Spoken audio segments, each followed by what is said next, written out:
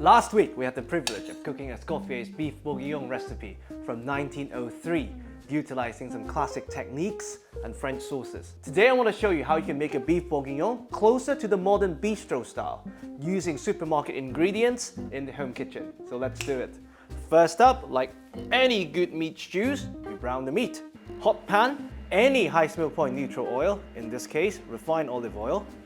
Once the oil starts to shimmer, our beef pieces, they go in. Today I'm using my favorite braising joint, the beef cheek, but you can use any braising joint for this recipe. Just make sure they're in large chunks so they could brown properly on the outside without creating a pool of liquid and overcooking themselves in the process.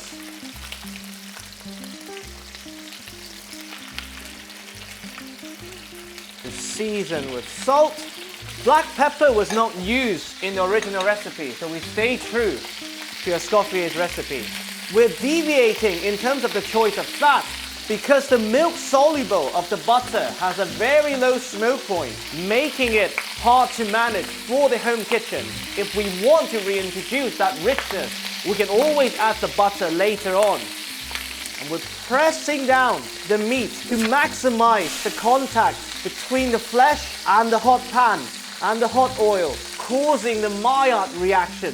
The amino acid from the protein reacting to the reducing sugar in the beef, making the meat taste meaty.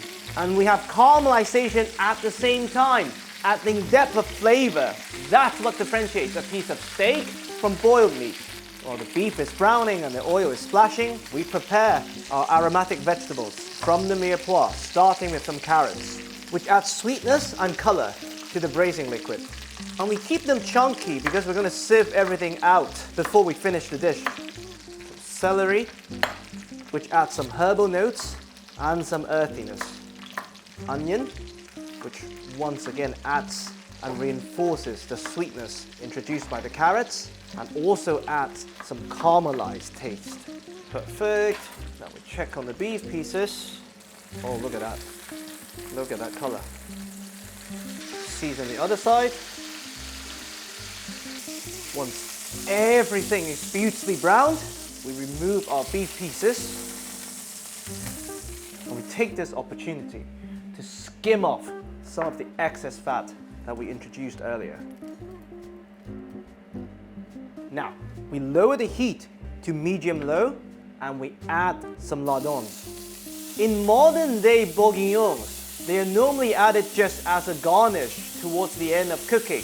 But having seen Escoffier's recipe and the technique he used of larding the meat, inserting layers of lardons into the beef before the marination and the cooking process, thus introducing those wonderful flavors to the dish from the beginning, we're taking a page out of that by adding this in two stages. One, before the introduction of the aromatic vegetables, rendering out these beautiful, beautiful pork fat, which we'll use to saute en mirepoix. And later on, with the mushrooms as a garnish and giving us contrasting texture. Once we have a generous amount of rendered fat, the aromatic vegetables, they go in.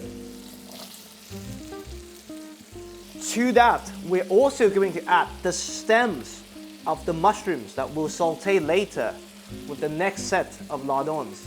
Just like how Escoffier added the mushroom trimmings to the braising liquid. And mushroom stems, while they have a tougher texture, they have a lot of mushroom flavors, so none of that would go to waste. We season once again with salt, and this will also help the vegetables draw out their moisture, concentrating their flavors, in particular the sweetness from the carrots and the onions. Now we add one of the most important ingredients from the sauce espagnole, the Spanish sauce, the tomato puree, which is full of umami. And we cook out the tomato puree slightly to remove the harshness, which is not something regularly practiced in classic French cooking. Now, instead of making a dark roux separately, to obtain those flavors and thickening capabilities, we're simply going to add some all-purpose flour to our vegetable mix. And the oil on the surface of the vegetables will start to coat the flours and in turn coating each starch granule of the flours, preventing them from clumping together. When we introduce the liquid later, we also cook out the flour in the process. Now, one optional step, since Escoffier marinated his beef with cognac to introduce those rich, fruity, aromatic notes, we're going to use this as our initial liquid for the roux and to deglaze the pan. If you don't have cognac, you can use red wine straight away.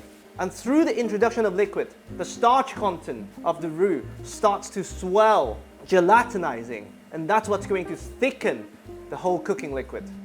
Once the cognac has cooked out this harshness, we start to introduce our star cooking liquid, the red wine.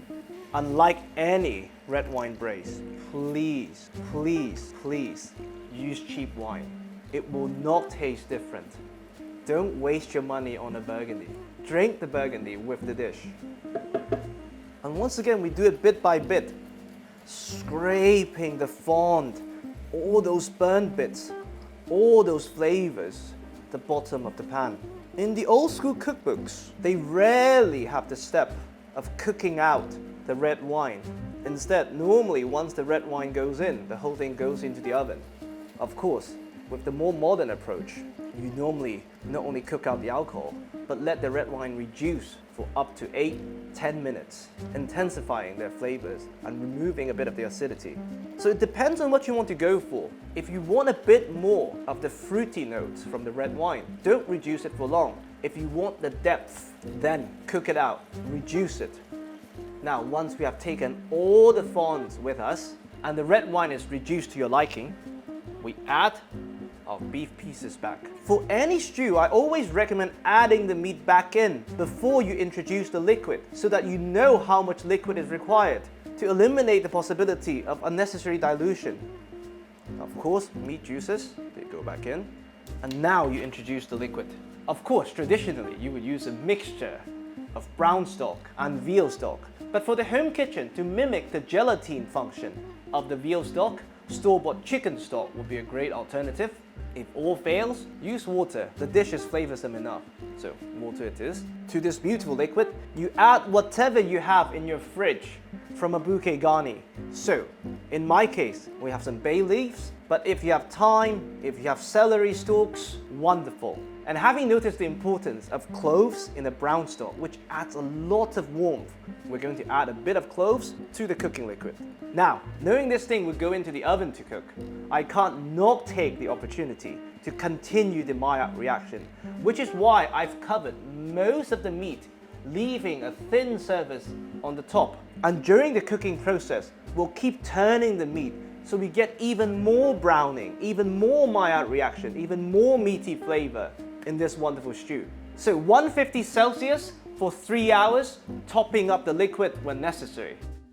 Now, with 20 minutes to go, we prepare our bourguignon garnish. Starting with the lardons, straight into a cold pan, and we render out some fat. Classically, you would cook each ingredient separately, but for the home kitchen, I find synergy in using the bacon lardon fat to saute the mushrooms and then the pearl onions, starting to mix their flavors together. Once they've taken on a bit of color and render out enough fat, we add the mushrooms. You don't have to make them crispy yet because there'll be a long cooking period for them. I've cut the chestnut mushrooms into quarters to match the bite size of the pearl onions. Once the mushrooms are in, you can really bring up the heat to evaporate the water content of the mushrooms, and in turn, for them to start browning, to start building flavors. Take the opportunity to salt, which will also help them draw out their moisture, but bear in mind the bacon can still be salty. Once the mushrooms start to brown, we start to introduce the pearl onions, which nowadays are quite hard to find, and I encourage you to use frozen ones because they're just way less labor intensive. To peel this amount of pearl onion, it's just a lot of work. And if you can't find pearl onions, just chop up some onions. It will add a similar flavor profile, so don't stress about it. And the moisture released by the pearl onions will start to deglaze the pan, mopping up the flavors from all those beautiful burnt bits. And when it's burning a bit too fast, just add a small dash of water and you scrape.